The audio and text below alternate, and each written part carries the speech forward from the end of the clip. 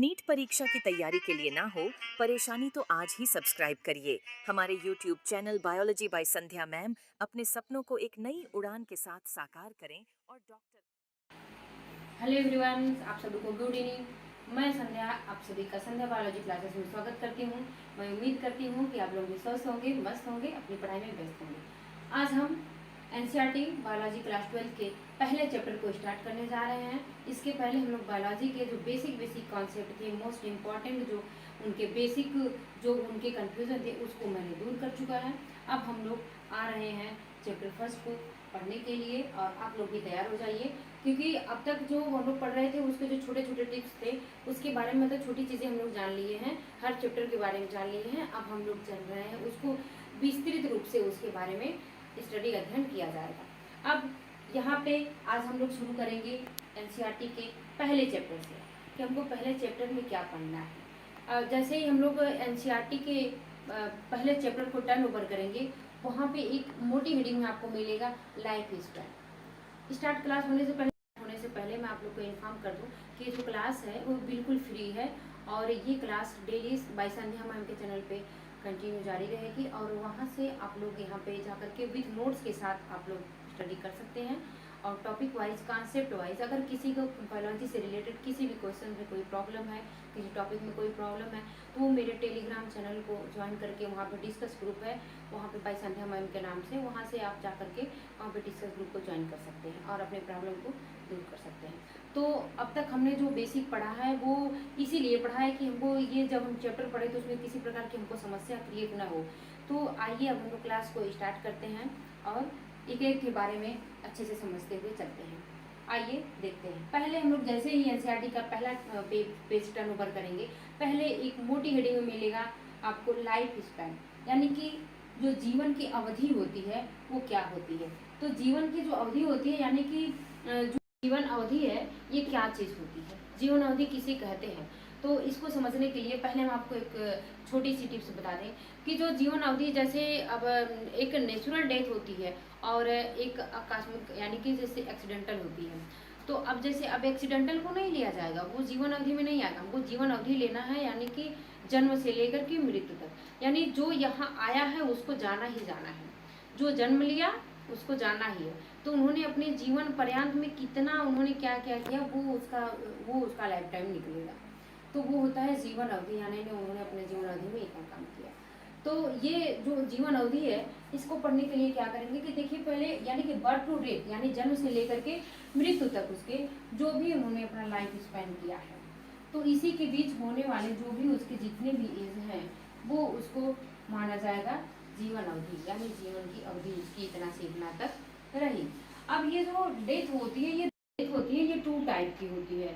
एक होती है आकस्मिक होती है और एक नेचुरल होती है। तो जो आकस्मिक मृत्यु होती है उसमें तो जीवन अवधि नहीं उसे बोलेंगे। ये जो नेचुरल होती है, यानी कि जो नेचुरल डेथ रेट होती है उसको निकाला जाता है, उसको लिया जाता है। अब ये जो जीवन अवधि होती है ये भी टू टाइप की होती है। जीवन अवधि जानने से पहले आप जान लीजिए कि जीवन अवधि की जो टाइप है वो टू टाइप की होती है, यानी दो तरह की है। एक होती है एवरेज लाइफ होती है और एक स्पेसिफिक होती है, यानी कि एक एवरेज में होता है कि इतना से इतना ईयर तक आदमी को जीना है, चाहे वो इस जीव को इतना से इतना ईयर तक जीना है, तो उसका वो एवरेज टाइम लिया जाता है, एवरेज टाइम निकाला जाता है। और यहाँ पे जो जीवन अवधि है वो नेचुरल, यानी बर्थ टू डेथ तक उन्होंने जितना भी अपना टाइम स्पेंड किया है, अपना लाइफ स्पेंड किया है, तो उसके बीच उन्होंने जो भी अपना कार्य वर्क किया है, जो भी अपने अच्छे काम, नेक वर्क, अच्छे वर्क जो भी किए हो, तो वो वहाँ पे यहाँ से यहाँ तक उठ के ये जो जीवन अवधि होती है ये सबके किसी भी एनिमल या किसी जो भी बनावट पे नहीं डिपेंड करती है कि उसकी बॉडी बनावट एक जैसी है तो जीवन अवधि समान होनी चाहिए, ऐसा कुछ भी नहीं होता है। आइए कुछ एग्जांपल आपको समझाते हैं। जैसे कुत्ता की जो होती है वो 10 से 15 वर्ष की होती है, गाय की जो होती है वो 10 से 15 वर्ष की होती है, मगरमच्छ की जो होती है वो 60 वर्ष की होती है, और मानव की जो होती है वो 70 से 80 वर्ष की होती है, और तोता की जो होती है वो 140 वर्ष की होती है, और जो हाथी की होती है वो 60 से 65 वर्ष की होती है। इस तरह से कुछ एग्जाम्पल थे, इसे इतने से इतने ईयर तक इन लोग का जीवन अवधि चल सकता है। अब इसके बीच अगर कोई आकस्मिक हो जाता तो वो बात अलग आ जाएगी। तो जैसे हम एग्जाम्पल आपको दे दें, अभी हम बोले कुछ देर पहले कि वो जो ये जीवन अवधि होती है ये किसी की बॉडी बनावट पर डिपेंड नहीं करती, किसी के आकार पर डिपेंड नहीं करती है। क्यों? जैसे कि अभी तोता ले लीजिए और कौवा ले लीजिए, ये दोनों की जो बनावट है वो बॉडी बनावट सेम है, आकार है।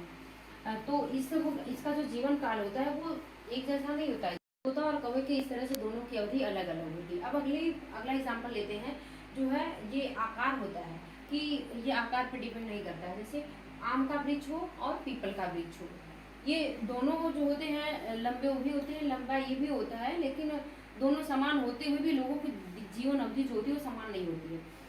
इसमें एक अपवाद है कि अभी एक नोट करके आप लोग नोट डाउन कर लीजिएगा अपने नोटबुक में, कि इसमें एक अपवाद ये है कि जो एक सेल है, यूनिसेलुलर है, वो एक सेल से बनी हुई बॉडी जिसकी है वो कभी नहीं मरता। जैसे एग्जाम्पल के लिया जाए तो एक अमीबा एग्जाम्पल निकल के आता है, वो कभी नहीं मरता है। अभी मैं बताई कि जो जीवन अवधि होती है वो जो आया है उसको जाना स्वाभाविक है, नेचुरल डेथ है, जाना ही जाना है। लेकिन कुछ अपवाद भी इसमें हमारा बायोलॉजी जो कहता है कि कुछ एक अपवाद है कि ये जो अमीबा होता है ये द्विखंडन होने के कारण इसकी डेथ कभी नहीं होती है। क्योंकि ये जैसे ही देखिए यहाँ पे, ये जैसे ही अमीबा है, एग्जाम्पल ये अमीबा है, जैसे जैसे ये वृद्धि करता है तो वृद्धि करते ही ये अपने बॉडी को ये फ्यूजन कर देता है, यानी दो खंड में टूट जाता है, और वो जो दो खंडों से टूट करके वो दूसरा अमीबा का निर्माण कर देता है, उसी को कहते हैं संतति अमीबा। यानी कि वो संतति चली आती है, वो कभी खत्म नहीं होता है। तो इसीलिए ये कभी मरता नहीं है, ये अपवाद में है। आप लोग इसे नोट डाउन कर लीजिएगा, नोट करके लिख लीजिएगा आप लोग अपनी कॉपी में। अगला हम स्टार्ट करेंगे कि ये जो अमीबा है ये तो इस तरह से अपना लाइफ स्पेंड कर रहा है। अब हमारा टॉपिक स्टार्ट होता है कि रिप्रोडक्शन। इसके पहले हम एक बार क्विक रिवीजन कर देते हैं कि लाइफ स्पेन क्या होता है। जो लाइफ स्पेन होता है ये एक, आई थिंक आप लोग को ये लाइफ स्पेन समझ में आ गया होगा। और अब हम अगली पॉइंट पे चलते हैं, रिप्रोडक्शन। अब हमारी मेन पॉइंट, चैप्टर की मेन पॉइंट निकल करके आती है रिप्रोडक्शन। रिप्रोडक्शन के बारे में मैंने पहले भी थोड़ा जिक्र कर चुकी हूँ। अब हम इसमें देखेंगे कि रिप्रोडक्शन क्या होता है, what is reproduction, type of reproduction. तो रिप्रोडक्शन वह प्रक्रिया है, रिप्रोडक्शन इज जो बायोलॉजिकल प्रोसेस। रिप्रोडक्शन एक ऐसी प्रक्रिया है जिसमें अपने जैसी हूबहू अपने जैसी संतान प्राप्त करने की प्रोसेस को ही रिप्रोडक्शन कहते हैं। जैसे अगर कोई डॉग है तो वो डॉग का ही बच्चा, अगर गाय है, काऊ है तो काऊ का बच्चा, ह्यूमन है तो ह्यूमन का बच्चा, बफेलो तो बफेलो का बच्चा। इस तरह से वो सबका अपना एक ये प्रोसेस चलती है रिप्रोडक्शन की, जो कंटिन्यू जारी रहती है पृथ्वी पे। यानी कि अपने अपने जीव को कंटिन्यू बनाए रखने के लिए, आबादी को बनाए रखने के लिए ये रिप्रोडक्शन भी जरूरी होता है।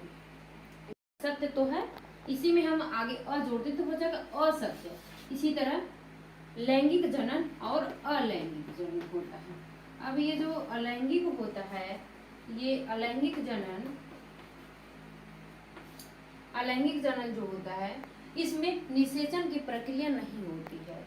इसमें निषेचन नहीं होता है, सेक्सुअल में होता है। इसमें ये सिंगल पेरेंटल होता है, ये वन पेरेंटल होता है और ये बाई पेरेंटल होता है।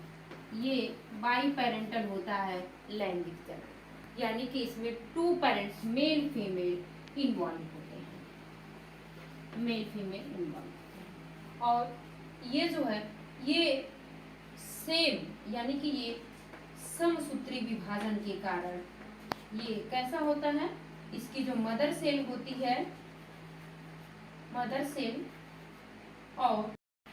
सेल और बेबी सेल दोनों समान होती है, यानी कि एकदम हूबहू एक जैसी शकल वाले जो प्राप्त होते हैं, उसका नाम हमारे बायोलॉजी ने रखा है क्लोन। एक COLLE क्लोन नाम दिया जाता है, जैसे एकदम उसी के हूबहू शकल जैसा बनना।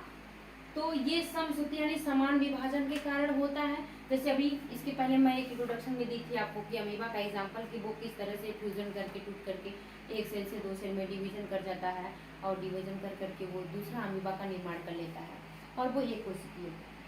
इसी तरह से अब हम यहाँ पे समझें कि ये समसूत्री होता है, यानी समान सूत्रों में विभाजित होता है, और इसकी मदर सेल और बेबी सेल दोनों एक समान होती है, इसके दोनों के लक्षण मिलते हैं। और अब हम आते हैं लैंगिक जनन में, लैंगिक जनन जो होता है वो बाई पेरेंटल होता है। इसमें 2 पेरेंट्स मेल फीमेल दोनों होते हैं। इसमें निषेचन की प्रक्रिया होती है, फिर भ्रूणावस्था होती है, फिर उसका प्रसव होता है। तो ये प्रक्रिया है हमारा लैंगिक जनन और अलैंगिक जनन की। अब रिप्रोडक्शन जो होता है वो अपने जैसे संतान प्राप्त करने की प्रक्रिया को रिप्रोडक्शन कहते हैं। रिप्रोडक्शन 2 टाइप का होता है, सेक्सुअल और एसेक्सुअल होता है। जो एसेक्सुअल होता है वो 1 पेरेंटल होता है, उसमें निषेचन की प्रक्रिया नहीं होती है और ये समसूत्री विभाजन के कारण होता है और ये एक कोशिकीय होता है। और जो अलैंगिक होता है वो है बाई पेरेंटल होता है, उसमें मेल फीमेल दोनों इन्वॉल्व होते हैं और उसमें निषेचन की प्रक्रिया संभव होती है। और जो अलैंगिक होता है उसका एक और नाम दिया जाता है क्लोन, यानी कि जिनकी मदर सेल और पेरेंटल सेल दोनों समान होती है, मदर सेल और बेबी सेल, उसको क्लोन नाम दिया जाता है, यानी कि उसकी हूबहू शक्ल। जैसे ये प्रोसेस है कि जन्म है यानी जन्म लेना, वृद्धि होती है, फिर उसके बाद मृत्यु होती है, फिर उसके बाद जन्म लेना, वृद्धि, मृत्यु, जन्म, वृद्धि, मृत्यु, इस तरह से कंटिन्यू ये प्रोसेस चलती रहती है, यानी कि लाइफ साइकिल चलती रहती है। जन्म लिए, वृद्धि हुई, बच्चे, फिर उसके बाद इधर आए, इस स्थिति में आए, वृद्धावस्था, फिर उसका डेथ, फिर उसके बाद अगली जनरेशन शुरू हो जाती है, यानी एक जनरेशन टू जनरेशन चलती रहती है। तो ये हमारा है रिप्रोडक्शन। अब ये जो रिप्रोडक्शन होता है ये 2 टाइप का होता है, टाइप ऑफ रिप्रोडक्शन। तो ये जो रिप्रोडक्शन है वो 2 टाइप का होता है। कौन कौन होता है? तो एक होता है एसेक्सुअल रिप्रोडक्शन और दूसरा होता है एसेक्सुअल रिप्रोडक्शन और दूसरा होता है सेक्सुअल रिप्रोडक्शन। यानी कि अभी हम देखें तो ये सत्य लिखे हैं, जैसे सत्य यानी कि ये सत्य सही है। रिप्रोडक्शन के बाद अगली पॉइंट शुरू होती है पर्पज ऑफ रिप्रोडक्शन, यानी रिप्रोडक्शन की क्या पर्पज होते हैं, रिप्रोडक्शन क्यों जरूरी है। यानी कि रिप्रोडक्शन की ही तो देन है कि अस्तित्व संभव हो है, यानी कि पृथ्वी पे जो प्रजनन का जो अब जनरेशन का जो अस्तित्व होता है, जीवों का अस्तित्व होता है, वो उसी प्रजनन रिप्रोडक्शन के कारण ही तो है। अगर रिप्रोडक्शन नहीं होता तो ये जो जीव का अस्तित्व है वो खत्म हो जाता है, यानी कि उसकी स्पीसीज ही खत्म हो जाती। तो अब ये जो जीव, जैसे अब दूसरा है कि जो जीवन के जो आबादियों का निर्माण होता है, जैसे एक शेर जन्म लेता है, शेर चला जाता है, फिर दूसरा शेर आता है वो जन्म ले लेता है, वो चला जाता है।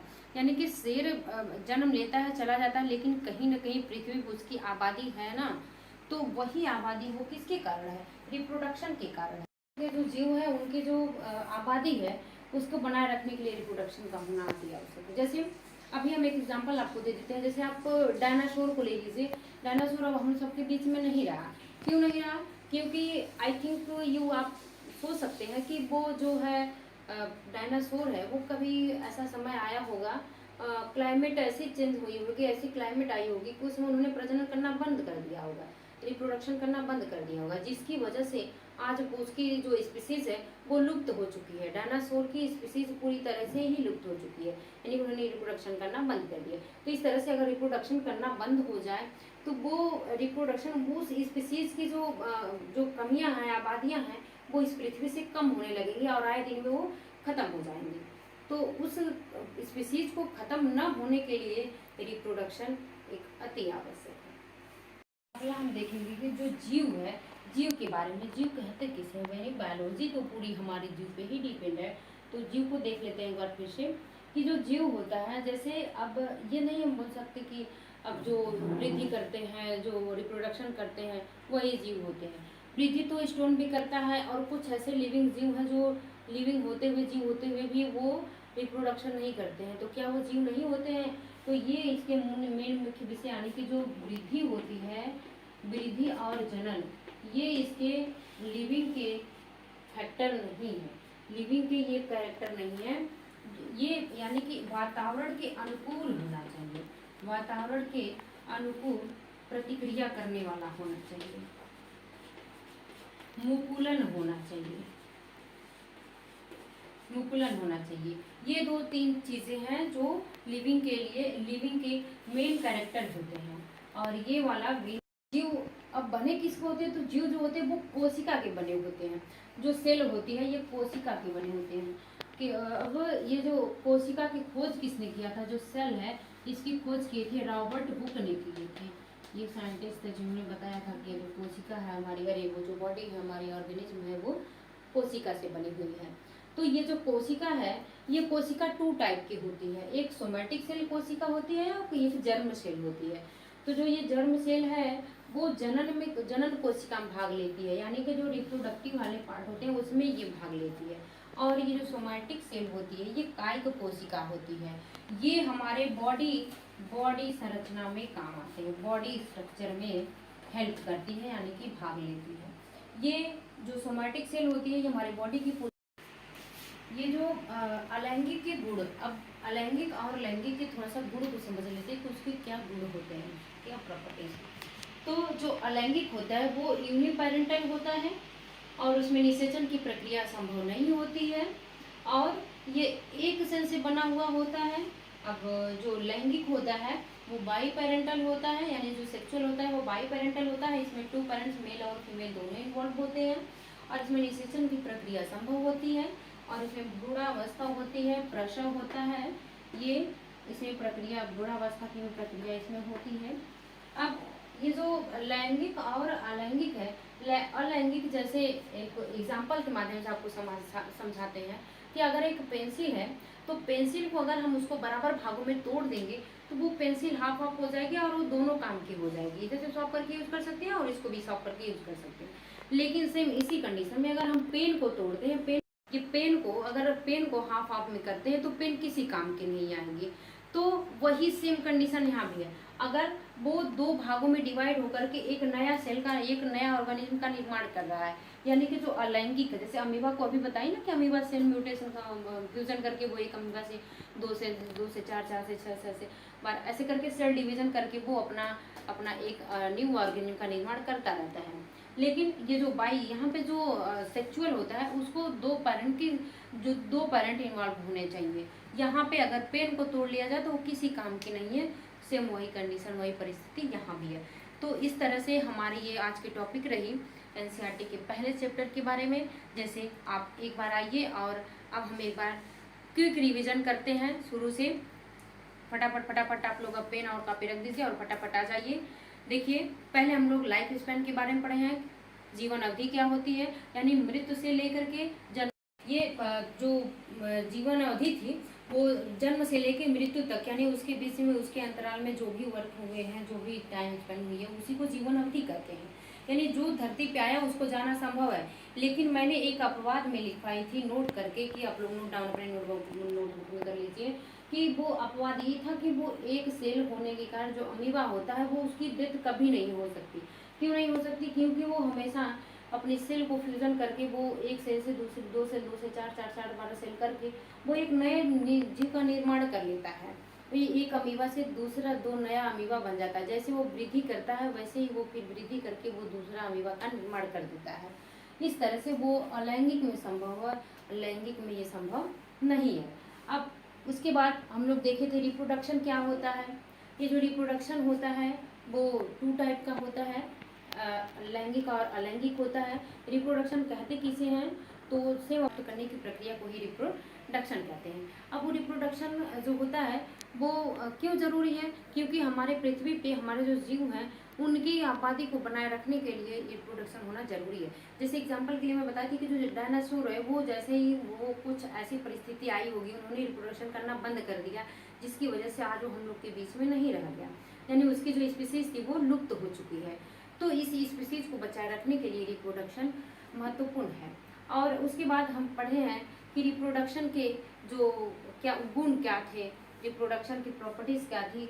तो उसके प्रॉपर्टीज यही है कि आज रिप्रोडक्शन की ही देन है कि हमारा जो भारत है वो नंबर 1 पे है पॉपुलेशन के एरिया में, क्योंकि यहाँ पे जो रिप्रोडक्शन की प्रक्रिया है वो कॉन्टिन्यू जारी है और है तो हर जगह भी है लेकिन भारत में कुछ ज़्यादा ही है। और इसके बाद अब हम देखे हैं कि